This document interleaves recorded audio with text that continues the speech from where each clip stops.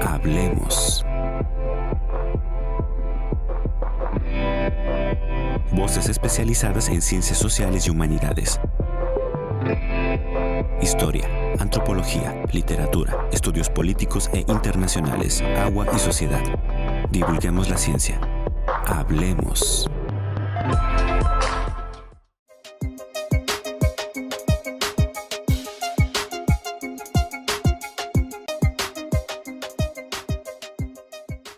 Más de 375 conflictos ha identificado la Autoridad Federal de Territorios en Disputa, todos relacionados con los pueblos indígenas.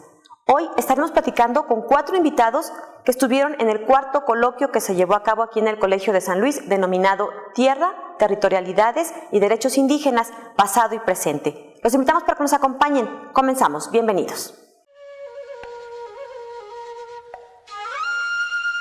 Entre los pueblos indígenas existen diversas prácticas comunitarias. Una de ellas tiene que ver con la propiedad colectiva de la tierra, en el sentido de que la pertenencia de ésta no se centra en un individuo, sino en el grupo y su comunidad. Hace algunos años, la Declaración de Naciones Unidas sobre los Derechos de los Pueblos Indígenas reconoció sus derechos básicos en algunas áreas de especial interés para estos pueblos, pero en particular el derecho a la tierra, el territorio y los recursos naturales. Los indígenas, por el hecho de su propia existencia, tienen derecho a vivir libremente en sus propios territorios. La estrecha relación que los indígenas mantienen con la tierra debe de ser reconocida y comprendida como la base fundamental de sus culturas, su vida espiritual, su integridad y su supervivencia económica. Para las comunidades indígenas, la relación con la tierra no es meramente una cuestión de posesión y producción, sino un elemento material y espiritual del que deben gozar plenamente, incluso para preservar su legado cultural y transmitirlo a las generaciones futuras. El Colegio de San Luis, CONACYT. ¿Qué tal? ¿Cómo están? Bienvenidos. Estamos desde el Colegio de San Luis y hoy nos da mucho gusto que nos acompañen porque nuestro invitado, bueno, pues hasta hace algunas semanas todavía era de casa, ahora migró a otras tierras, a tierras queretanas, pero ya dejó pues un buen legado, un buen testimonio, pero además un proyecto académico interesante. Nos acompaña este día el doctor José Luis Plata, quien nos va a platicar sobre un evento que se está llevando a cabo en el Colegio de San Luis y es el 4º coloquio Tierra, Territorialidades y Derechos Indígenas, Pasado y Presente. Así que bueno, pues comenzamos con esta entrevista. Espero que nos pueda acompañar. Doctor, gracias por acompañarnos. Bienvenido. Hola, buenas noches. Gracias a ustedes por la invitación. Hoy ya desde la Universidad Autónoma de Querétaro, pero este trabajo, digamos, del coloquio lo dejaste encaminado, pero lo organizaste, lo seguiste organizando un poco a la distancia. Desde hace ya varios meses estaba previsto un coloquio con carácter nacional, porque tuvimos a varias gente que venía de otras instituciones, de otras academias, pero igualmente importante porque abarcaba pues gran parte del territorio mexicano. Cuéntanos un poco de este coloquio. Sí, en efecto, bueno, es un coloquio que se empezó a organizar desde el año pasado y en ese sentido fue que tuvimos que terminar con este compromiso y realizarlo en el Colegio de San Luis, que siempre nos ha permitido llevar a cabo este tipo de proyectos. El coloquio Tierra, Territorialidades y Derechos Indígenas, Pasado y Presente tiene ya, esta es su 4ª edición. La primera vez que lo realizamos fue en la UNAM, en el Instituto de Investigaciones Antropológicas de la UNAM. Ahí lo organizamos la primera vez, el segundo también fue allá en la UNAM, el tercero fue aquí y ahorita pues ya estamos en el 4º. Es un coloquio que siempre ha tenido la intención de reunir especialistas en los temas que tienen que ver con los estudios del territorio, cuestiones de la tenencia de la tierra y todo esto por supuesto vinculado al asunto de los derechos de los grupos indígenas que habitan en nuestro país. Hemos tenido oportunidad no solo de trabajar con gente de México, sino de otros países de América Latina principalmente. Nos han visitado personas de Colombia, de Chile, de Venezuela, de Bolivia. Incluso de cada coloquio hemos tenido la oportunidad de sacar un producto que es un libro donde reunimos a los trabajos pues más destacados, ¿verdad? No todos porque son muchos, pero sí los más destacados. Y el anterior tiene ahí la inserción de un caso boliviano, que bueno, por aquí tenemos ya el libro, que es producto de este trabajo que hicimos hace ya 4 años. El doctor José Luis Plata trabajó hasta hace algunos meses aquí en el Colegio de San Luis en el programa de estudios antropológicos. ¿Por qué es importante que desde la antropología se revise justamente este tema que pareciera a lo mejor no estar muy vinculado, pero que sin embargo tiene mucha relación precisamente con los derechos de los pueblos originarios, de los indígenas, y que tiene también que ver con la tenencia de la tierra? La antropología es una disciplina fundamental para conocer el impacto que tiene ciertos proyectos que están buscando aprovechar los recursos que existen en los territorios. Y en el caso particular de la tenencia de la tierra, la antropología ha estado interesada en conocer cuáles son las causas que mueven a las personas para aprovechar la tierra, para transmitirla, para heredarla, cuáles son los mecanismos para poder acceder a la propiedad de las tierras ejidales, tierras comunales, tierras de propiedad privada, tierras de los grupos indígenas. Y entonces, en ese sentido, la antropología, en la medida que da cuenta del comportamiento de las personas en sociedad, si lo vemos desde este recurso o desde la perspectiva de la propiedad de la tierra, por supuesto que podemos comprender el vínculo que hay con la productividad, con las relaciones generacionales, las relaciones incluso entre géneros, las formas de aprovechamiento que están fundamentadas en conocimientos ancestrales, como la cuestión de hacer milpa. Y es bien interesante porque nuestro país, por ejemplo, tiene la gran cantidad, la mayoría del territorio mexicano son terrenos ejidales y comunales, más de la mitad. Nuestro territorio tiene 196 millones de hectáreas más o menos de superficie, y de esta superficie 105 millones de hectáreas son propiedad ejidal y comunal. Y entonces, en ese sentido, creemos que el asunto de la tenencia de la tierra es fundamental para poder comprender todos estos fenómenos que giran en torno de la apropiación de los territorios, de la pertenencia que hay, particularmente de los grupos indígenas, a sus territorios. Pero no solo los indígenas, los campesinos en general, las sociedades campesinas que tienen vínculos muy estrechos con la tierra. No solamente se ve la tierra como un recurso productivo desde la perspectiva capitalista, sino que la tierra tiene otras connotaciones, tiene significados, mantiene a las personas con un vínculo interesante, ¿no? Cohesionados. Sí, los mantiene cohesionados, exactamente. Y entonces, en ese sentido, la antropología es que se encarga de dar cuenta de esto, ¿no? No lo vemos desde esta visión solamente utilitarista, sino que también nosotros tratamos de comprender todos estos fenómenos sociales que giran en torno de la tenencia de la tierra.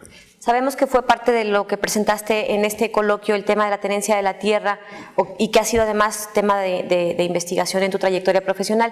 ¿Cuáles dirías que son como los principales problemas que se enfrentan en México respecto a este asunto de la tenencia de la tierra? ¿Despojo, invasiones? ¿O qué nos resumirías de lo que recientemente acabas de presentar? Claro, actualmente son muchas las amenazas, particularmente gran parte de la propiedad de los ejidos y de las comunidades se está viendo amenazada por proyectos extractivistas que buscan apropiarse de los recursos naturales, particularmente el petróleo, el agua, el gas, incluso proyectos, macroproyectos o megaproyectos que buscan generar ciertos tipos de cultivos, que son los que está demandando el mercado, y están dejando de lado las formas tradicionales de cultivar la tierra. La gente hace milpa en su comunidad.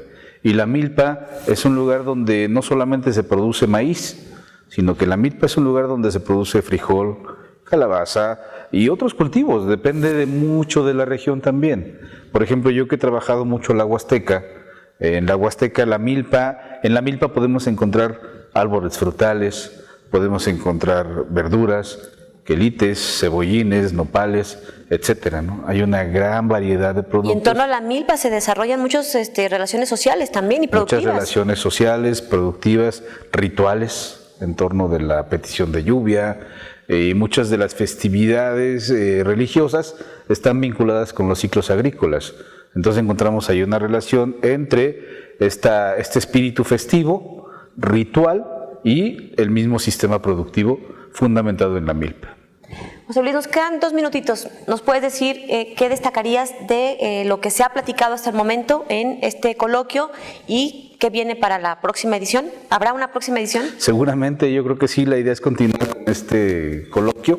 Ya tenemos 4 emisiones y pues hasta ahora sí que hasta donde el cuerpo aguante. En este momento hemos tenido la intervención de gente que trabaja cuestiones de defensa de los territorios, que de alguna manera ponen en evidencia estos megaproyectos que tienen la intención de apropiarse del territorio. Hemos trabajado también cuestiones teóricas en las cuales nos dan cuenta del vínculo entre el territorio, el hacer territorio a través de los procesos de territorialidad, la defensa de los espacios, y cómo también hay un vínculo entre diferentes disciplinas. También podemos decir que hay interdisciplina en estos coloquios, gente que trabaja desde el ámbito jurídico, desde la geografía, desde las ciencias políticas, en fin, hay mucha gente que está colaborando y creo que estamos haciendo comunidad. Y que de manera interdisciplinaria, ¿no?, se revisan todos estos temas. Claro. Porque se enriquece, digamos, el punto de vista. Se enriquece la visión. Gracias por habernos acompañado. No, pues a ustedes por invitarnos y están invitados a los próximos coloquios que organizamos. ¿El libro está disponible en la librería del colegio? En la librería del colegio. Muy bien, en la librería del colegio. Es el único que queda, digo, la edición todavía tiene muchos ejemplares, pero el otro libro que salió ya está agotado. Entonces hablamos de que pues son temas bien interesantes, ¿no?, que a la gente le atraen mucho y que están interesados en conocerlos. Seguramente estará en el libro electrónico, ¿no? Ya está por salir el primer libro, que fue de territorios, seguridad y soberanía alimentaria. Ya está por salir en versión electrónica.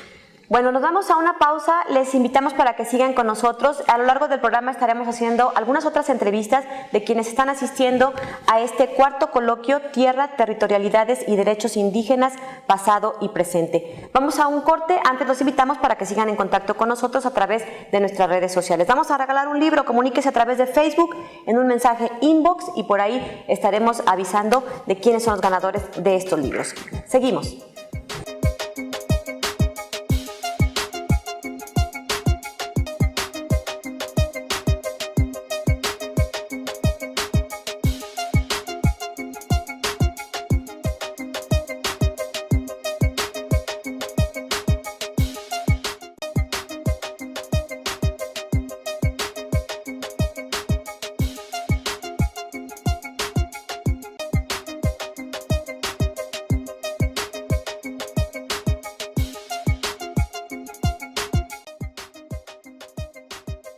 Gracias que sigue con nosotros aquí desde el Colegio de San Luis. Hoy estamos platicando sobre este evento que recientemente se llevó a cabo, organizado por el Programa de Estudios Antropológicos y que tiene que ver con el coloquio de Tierra, Territorialidades y Derechos Indígenas, Pasado y Presente. Este tema de los territorios, en donde a veces a los que vivimos en las ciudades nos parece un poco ajeno, un poco distante, pero que se vuelve fundamental para quienes viven en otras regiones, en otras zonas, con otras formas de organizarse. Las sociedades no son todas como las conocemos a lo mejor en nuestra colonia, en nuestro barrio. Hay zonas que son semiurbanas, rurales, ejidales, en fin, de todo eso estaremos platicando. Ya en el primer bloque comentamos algo sobre este tema, sobre tenencia de la tierra, con el primer invitado que fue el doctor José Luis Plata.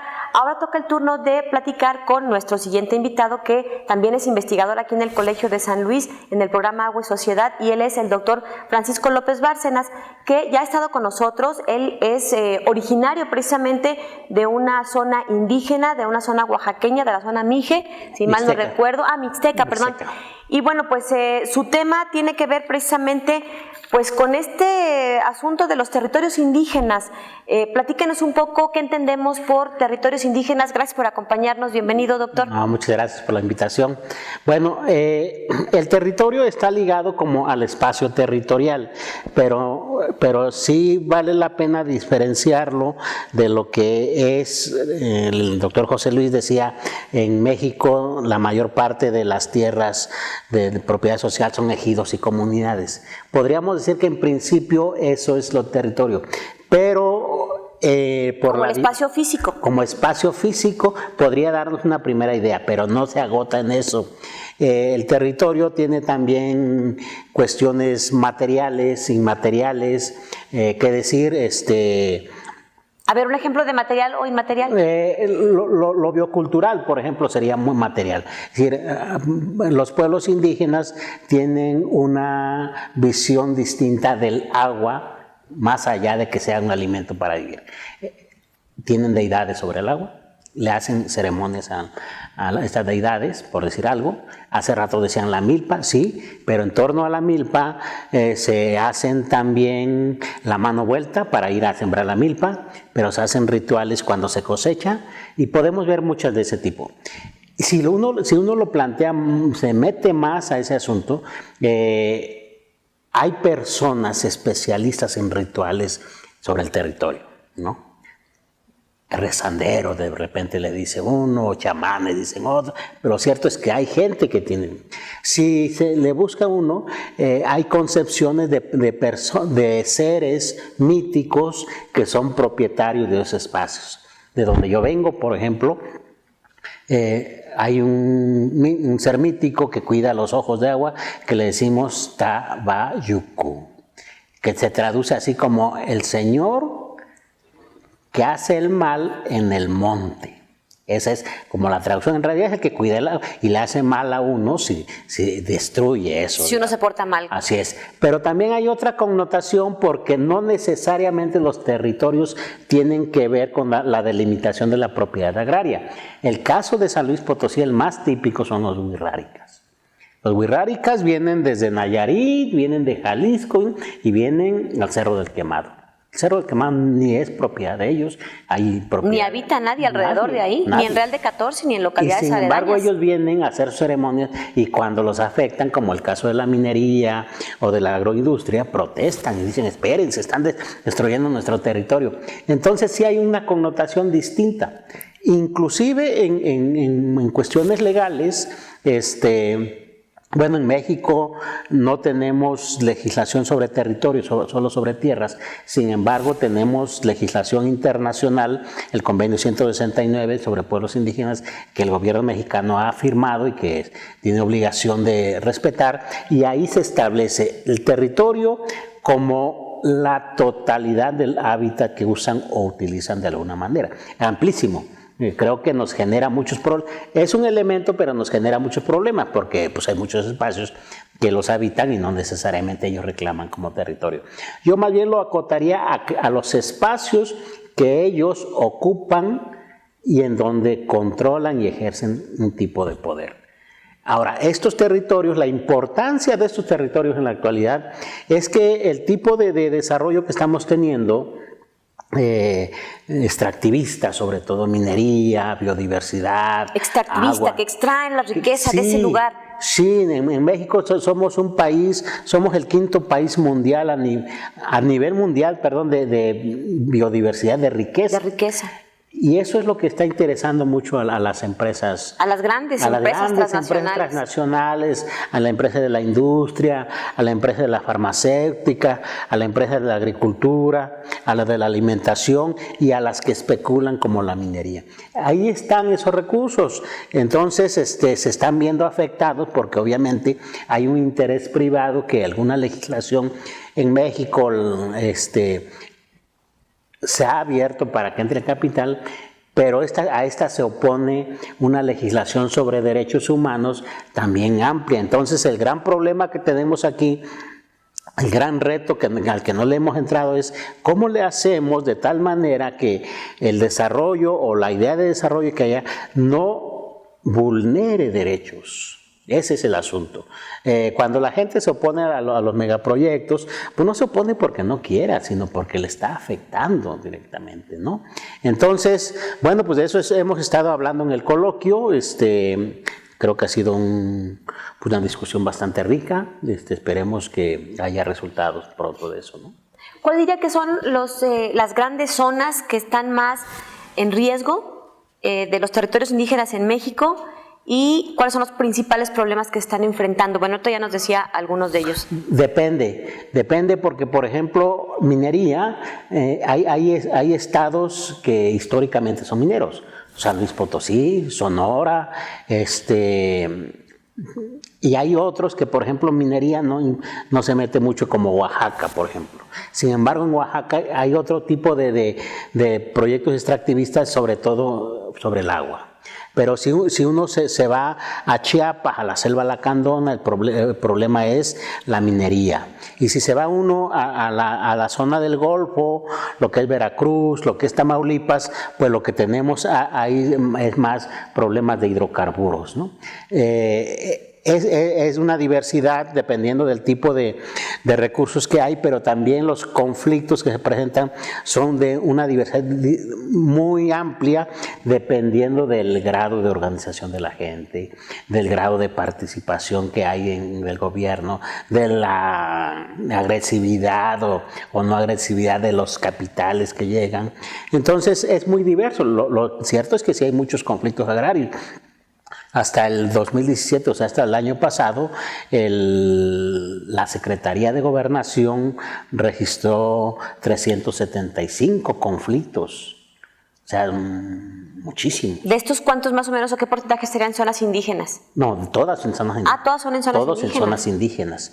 Y de estos 77, según, yo creo que son más incluso, desde la academia, la UNAM, por ejemplo, aquí desde el Colegio de San Luis tenemos un programa de aguas con el CRIM en Morelos, hemos registrado como 500 y tantos, pero hasta el 2018. Depende mucho también de la manera en que se registran, qué tipo de fuentes se utilizan, qué se entiende incluso por conflictos. Pero lo cierto es que sí hay bastantes. Yo me quedaría con la cifra que tiene Gobernación, 300 y tantos. Y de estos, según Gobernación, 77 se han judicializado. Es decir, no ha habido posibilidad de que se resuelvan y lo han llevado a los tribunales. Entonces tenemos problemas ahí fuertes, de eso estuvimos hablando, porque muchos de esos conflictos pues generan violencia, a veces violencia social en general, a veces amenazas, a veces asesinatos, en todo, pero una cosa que no debería haber, ¿no? Doctor, muchísimas gracias por habernos acompañado. No, al contrario, ustedes. El tiempo es muy breve, pero bueno, ya después nos reivindicamos con más tiempo. Los dejamos, vamos precisamente a ver una cápsula en donde tenemos una especie de resumen de lo que ocurrió en este cuarto coloquio Tierra, Territorialidades y Derechos Indígenas, pasado y presente. Y regresamos para seguir con más entrevistas, tenemos más invitados que estuvieron vinculados a este evento y que nos van a platicar de casos específicos aquí en San Luis Potosí, precisamente sobre los territorios indígenas, los casos de los grupos PAME, que también está aquí en San Luis Potosí. Una pausa y regresamos. El modelo neoliberal que pretende desintegrar a las sociedades indígenas y campesinas en América Latina para ampliar el mercado es el referente con el cual se rechazan de facto las demandas de conservar los espacios en los que tradicionalmente han desarrollado sus culturas y civilizaciones. El Colegio de San Luis y el Programa de Estudios Antropológicos, a través de la línea Sistemas Agrarios, Propiedad y Trabajo, llevaron a cabo el cuarto coloquio Tierra, Territorialidades y Derechos Indígenas, pasado y presente. El objetivo de este coloquio fue presentar, analizar y debatir los estudios e investigaciones realizados por académicos, estudiantes y público en general, referentes a los derechos y movimientos indígenas y campesinos vinculados con la defensa, la recuperación, uso y apropiación de los territorios para valorar la importancia de dichos procesos en el establecimiento de las territorialidades y de las acciones necesarias para crear futuros viables. El Colegio de San Luis, CONACYT.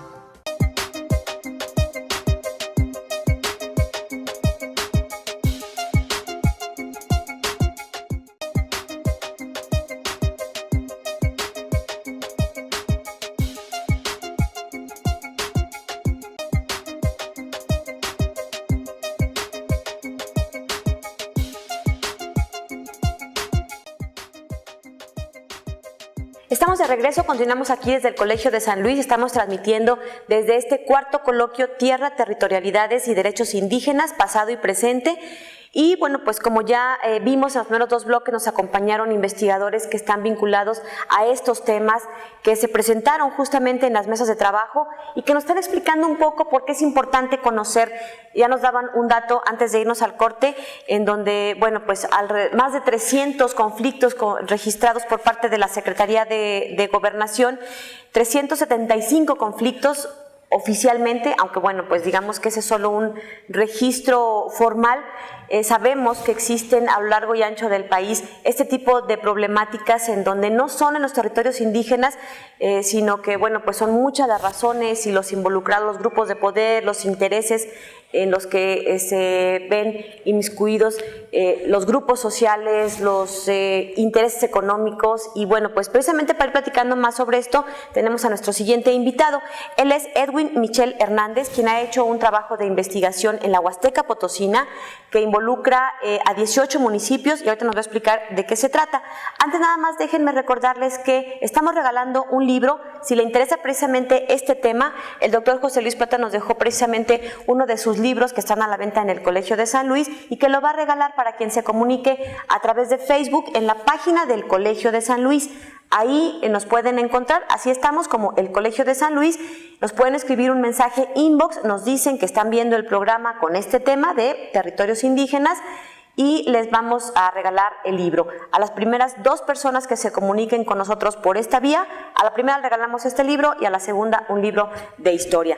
Así que bueno, pues ahí están nuestras vías de comunicación, ustedes ya las conocen, nos pueden seguir también a través de Twitter, Instagram y directamente en nuestra página web, en donde pueden encontrar todos los eventos que están llevando a cabo aquí en el Colegio de San Luis. Bueno, ahora sí, saludamos a nuestro invitado. Edwin, gracias por acompañarnos. Hola, muchas gracias por la invitación. Tú eres antropólogo. Así es. Y desde la antropología has hecho investigación sobre este tema. Sí, me gustaría comenzar diciendo que, bueno, mi acercamiento con esta problemática de los megaproyectos en la Huasteca se da justamente como parte de un proyecto de investigación de mi tesis de licenciatura, pero en donde parto de una metodología colaborativa, participativa con las comunidades. Es decir, vas y visitas, te involucras Así es, y se involucran exactamente. Contigo. Mi premisa para poderme involucrar es que, dado la problemática ambiental, social que se está viviendo, porque la Huasteca, al menos 18 municipios de la Huasteca Potosina, que quienes la conocen saben de la riqueza biológica, cultural, todo lo que implica para México y para San Luis Potosí, pues está acechada por megaproyectos, como ya se han mencionado anteriormente, en megaproyectos encaminados al despojo, a la contaminación. Y entonces, cuando te acercas a esa realidad, pues es imposible no involucrarte y no estar del lado también de la defensa del territorio y de las comunidades.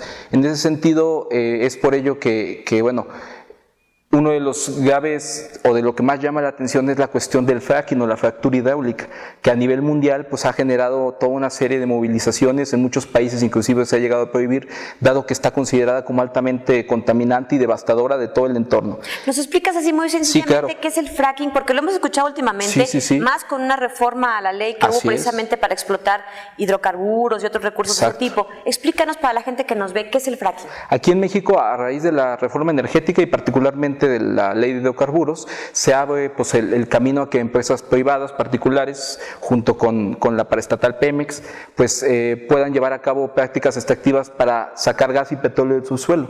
El fracking o fractura hidráulica es una técnica que se originó en Estados Unidos, pero que, dada su metodología, es severamente dañina, ya que utiliza de 9 a 29 millones de litros de agua mezclado con químicos, de tal forma que se fracture a altas profundidades la roca de forma vertical y luego de manera horizontal para fracturar lo que se le denomina la roca madre, que es donde están atrapadas este tipo de partículas de gas y de petróleo que no pudieron ser sacadas mediante métodos convencionales, los que conocemos, los pozos tradicionales. Pero en realidad pues esta técnica, dado toda la cantidad de agua y de químicos y la gran cantidad de territorio que ocupa, pues es altamente polémica. Entonces, a raíz de la publicación del Plan Quinquenal, que es justamente deriva de la reforma energética, pues aparece mapeada la zona huasteca de 18 municipios para hacer pues posible uso de fracking para extraer gas y petróleo. Digamos que había un proyecto en donde posiblemente la Huasteca era un punto para extraer hidrocarburos a través del fracking, lo cual afectaría por este método que se utiliza donde gasta muchísima agua. Así es, y alrededor del fracking hay toda una serie de megaproyectos justamente vinculados a esta infraestructura que están pues dañando ya, de hecho, hay que mencionar que hasta el momento no hay ninguna concesión de fracking operando como tal, está el riesgo latente, porque en cualquier momento se puede dar, porque así está el marco legal dado por la reforma, pero alrededor ya se empezó a construir todo un cerco, que es a lo que las comunidades están reaccionando. Por mencionar, hay toda una red de gasoductos que conectan las termoeléctricas de Tamazunchale, pasando por municipios como Matrapa, como Axtla, Huichihuayán, que han pasado por territorios de comunidades, y hay toda una serie de inconformidades porque no hubo un debido proceso de consulta, porque las empresas han utilizado estrategias de intimidación, han utilizado estrategias de cooptación, y entonces eso ha generado a la par, pues que también, por ejemplo, la intención de la privatización de las cuencas de agua o el trasvase de aguas del río Pánuco, de la Huasteca hasta la ciudad de Monterrey. Entonces estamos hablando de toda una serie de proyectos que están poniendo en riesgo la viabilidad de la vida en la zona. ¿Qué es el trasvase? El trasvase es la intención de trasladar mediante acueductos agua del río Pánuco, de ríos que abastecen a la Huasteca, y llevarlos a la ciudad de Monterrey. ¿Por qué está conectado también con el fracking? Porque varios municipios del norte, entre ellos Monterrey, están mapeados también como posibles pues para ser susceptibles de ser explotados con esa técnica. Entonces es todo un cerco. A la par también hay la intención de la construcción de una supercarretera que conectaría Valles con Tamazunchale, y lo cual para pues lo que las comunidades temen es que se trate de la infraestructura para poder trasladar obviamente las pipas y todo lo que se requiere para poder implementar el fracking, ¿no? Afortunadamente se ha detenido el avance de este intento, dada la movilización de las comunidades, dada la organización. Ha habido toda una serie de reuniones en donde las comunidades se han fortalecido, en donde han logrado vínculos con organizaciones a nivel nacional e internacional, lo cual les ha permitido pues ver que sus derechos están siendo vulnerados y actuar al respecto. Cabe recordar que en la Huasteca Potosina se concentra la gran mayoría de población indígena del estado de San Luis Potosí. En San Luis Potosí alrededor del 10%, según datos del INEGI, es población hablante de lengua indígena. Los tres grandes grupos indígenas de San Luis Potosí son Tenec, Náhuatl y Pame. La mayor parte los grupos indígenas Tenec y Náhuatl están concentrados precisamente en estos 18 municipios que conforman la Huasteca Potosina. Se dividen en Huasteca Norte o Huasteca Sur, pero la mayoría habitan, digamos, esta parte del territorio potosino. De ahí la importancia, ahí se concentra gran parte de esta población indígena. ¿Cómo le han hecho, cómo has visto tú la reacción de estas comunidades? ¿Cómo se han organizado? ¿Cómo las ves? Sí, justamente. Frente a estas amenazas. Ahorita que mencionas, la mayoría de la población de esas zonas es adscritos a un grupo indígena, y aquí una de las cosas que más han motivado justamente la protesta, la movilización, ha sido el hecho de que se les ha vulnerado su derecho a la consulta. Como se sabe, bueno, en el artículo 2 de la Constitución, y también aquí en el estado de San Luis Potosí, existe una ley específica para consulta de los pueblos y comunidades indígenas, desde la aprobación de la reforma energética, pasando por el Plan Estatal de Desarrollo, donde se contempla justamente qué es lo que las comunidades quieren para su desarrollo, ¿no? ¿Qué tipo de proyectos requieren? Y en donde las comunidades han manifestado estar en contra de estos megaproyectos. Sin embargo, ese tipo de situaciones no han sido incorporadas, ¿no? a estos planes, ni se les ha tomado en cuenta. Entonces, de ahí que las comunidades se hayan decidido empoderarse con un proceso comunitario de asambleas, en donde han logrado pues unificar, ¿no? Y ha habido toda una unificación tanto de comunidades indígenas, comunidades mestizas, así como diversos sectores. Entonces, eso es lo más interesante, y San Luis Potosí, la Huasteca, se ha puesto como un referente de resistencia contra los megaproyectos. ¿qué dirías que es, digamos, la mayor amenaza que en este momento ubicas o detectas en esta zona? Que actualmente el marco legal permite que en cualquier momento se otorga una concesión para la extracción de gas y petróleo, ya sea mediante método convencional o no convencional. Aquí una de las principales luchas, exigencias es que este rechazo se traduzca en una ley que prohíba, por un lado, el uso de agua para este tipo de proyectos extractivos, ya sea minería o fracking. Y el otro, una ley en especial que prohíba el fracking en la Huasteca Potosina. Entonces, mientras las comunidades no vean eso traducido en una ley que los permita tener esa seguridad, pues el riesgo está latente, y por eso es que las comunidades están muy activas, están muy inquietas y también están exigiendo pues el respeto pleno a su derecho a la consulta. ¿Hay ya algún trabajo organizado para presentar una iniciativa al respecto? ¿Ya hay alguna organización? Sí, afortunadamente, bueno, como te comentaba, ha habido una coordinación con instancias nacionales.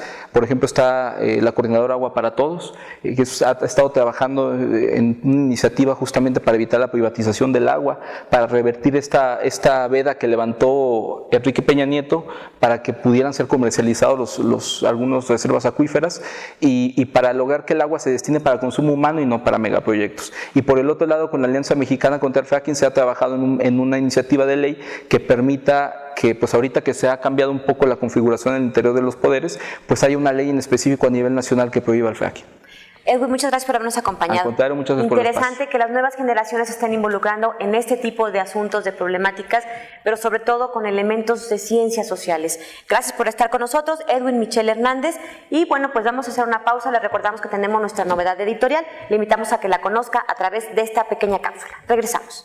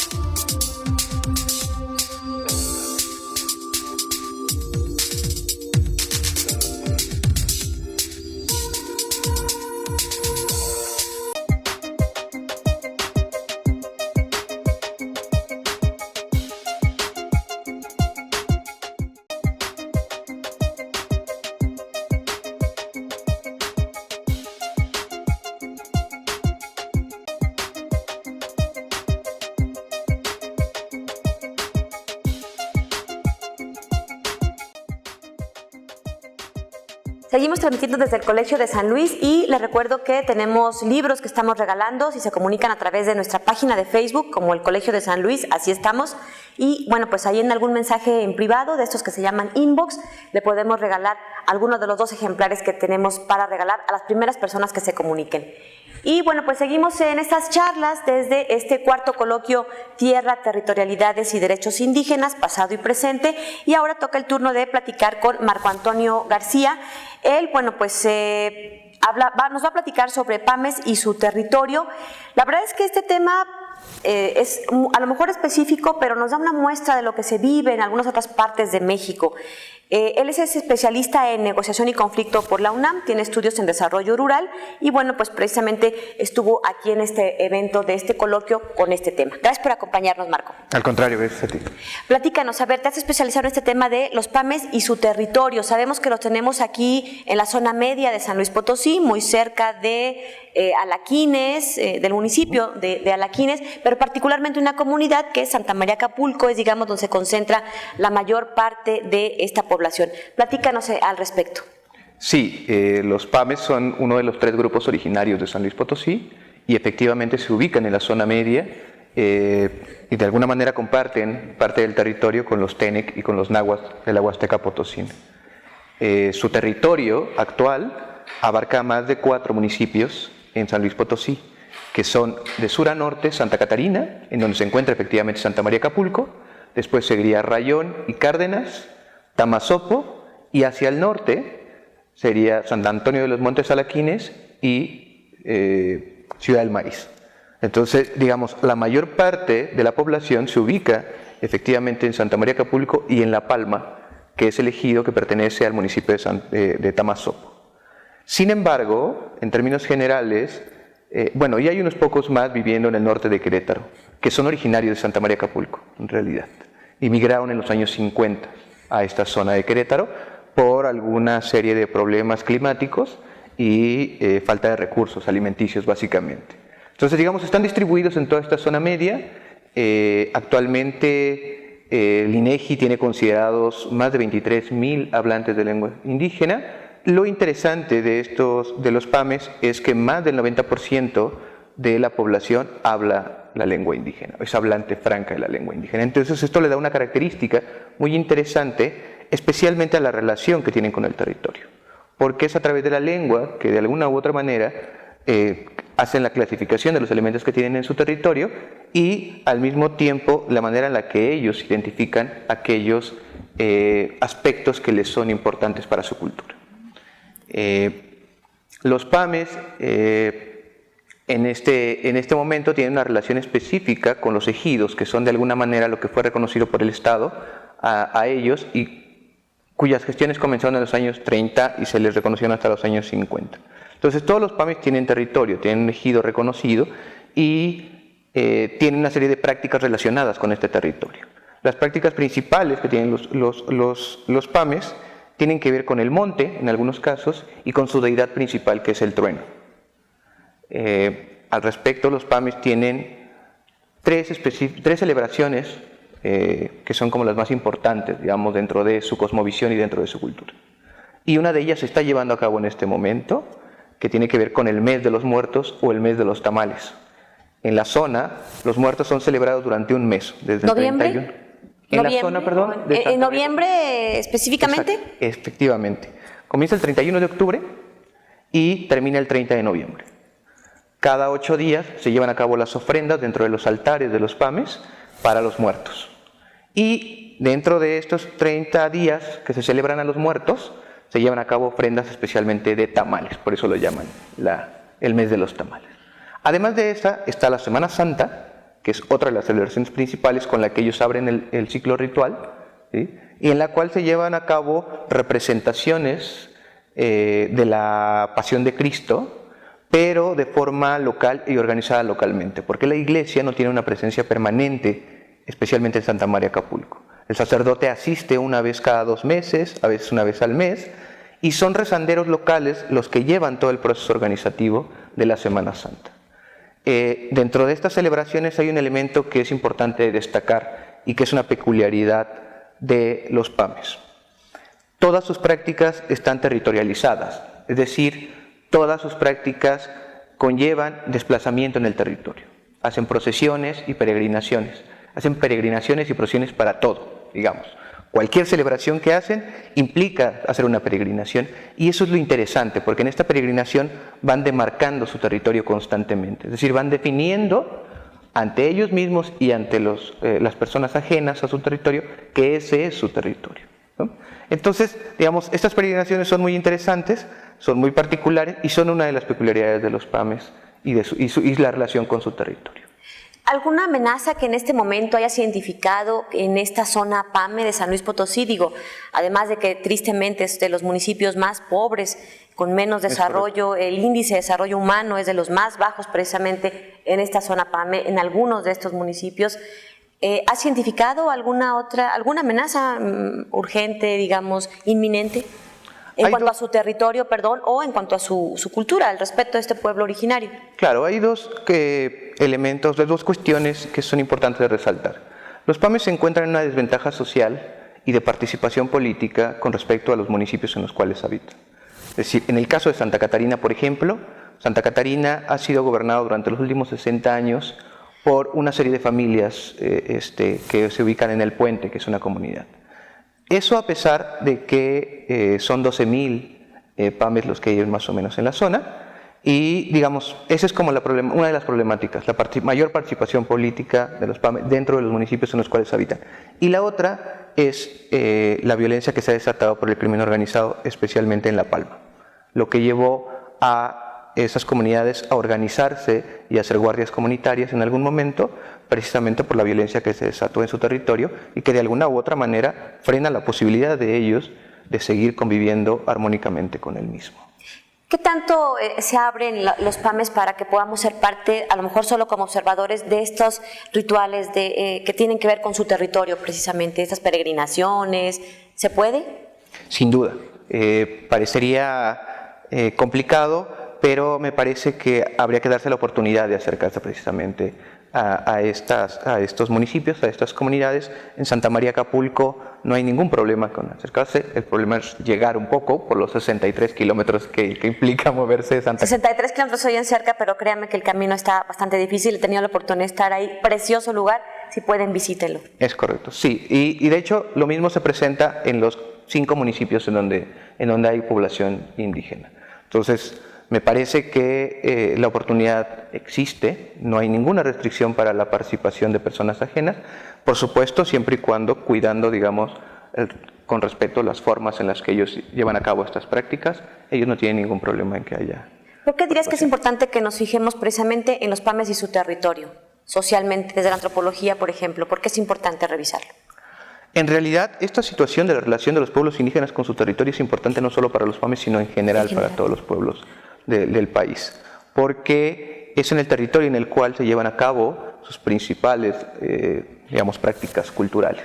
Es sobre el territorio y con el territorio. Y de alguna manera el territorio define también aspectos tan importantes como la sobrevivencia misma de los pueblos indígenas. Entonces, a partir del territorio en donde obtienen los productos que de alguna u otra manera también les permiten a ellos seguir viviendo como tal. Marco Antonio García, muchas gracias por habernos acompañado. ¿Algo más que gustes agregar? No, nada, al contrario, muchas gracias a ti por invitarme. Bueno, pues ya nos estamos casi despidiendo. Hemos transmitido desde este cuarto coloquio Tierra y Territorialidades y Derechos Indígenas, pasado y presente. Antes los vamos a dejar con nuestra agenda de actividades que tendremos aquí en el Colegio de San Luis para los próximos días. Y les recuerdo que puede seguirnos a través de nuestras redes sociales. Estamos en Twitter, Facebook e Instagram, y visite nuestra página web. Constantemente estamos actualizando información que tiene que ver con los eventos académicos que se llevan a cabo. Tendremos un buen número en las próximas semanas. Cerramos el año con muchas actividades que seguramente serán de su interés. Así que bueno, pues nos despedimos. Gracias a todos, al equipo de producción de Canal 9 por habernos apoyado en la transmisión de este programa. A Berenice Buendía, nuestra becaria desde el Colegio de San Luis. Soy su servidora Lidia Huache, le agradezco su atención. Pásela muy bien y nos vemos en el próximo programa Hablemos desde el Colegio de San Luis. Conoce la agenda de eventos del Colegio de San Luis, del 26 de noviembre al 2 de diciembre.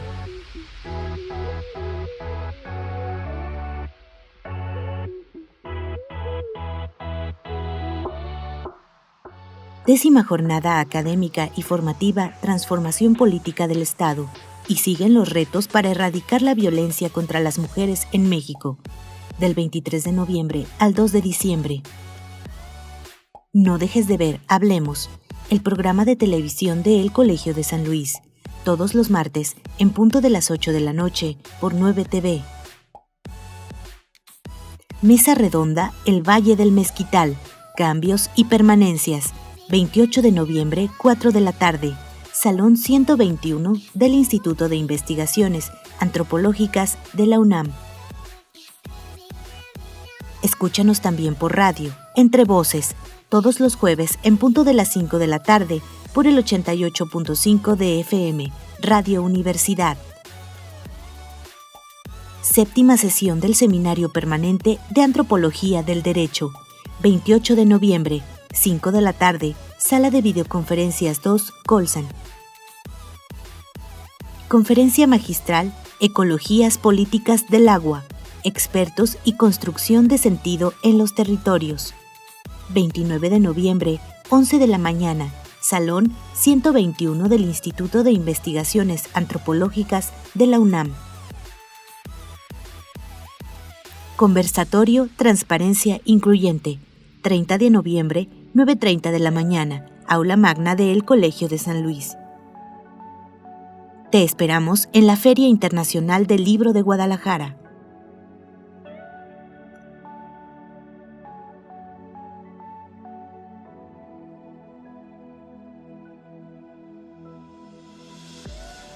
Para más información, visita nuestra página www.colsan.edu.mx. El Colegio de San Luis, CONACYT. Hablemos. Voces especializadas en ciencias sociales y humanidades. Historia, antropología, literatura, estudios políticos e internacionales, agua y sociedad. Divulguemos la ciencia. Hablemos. 9TV.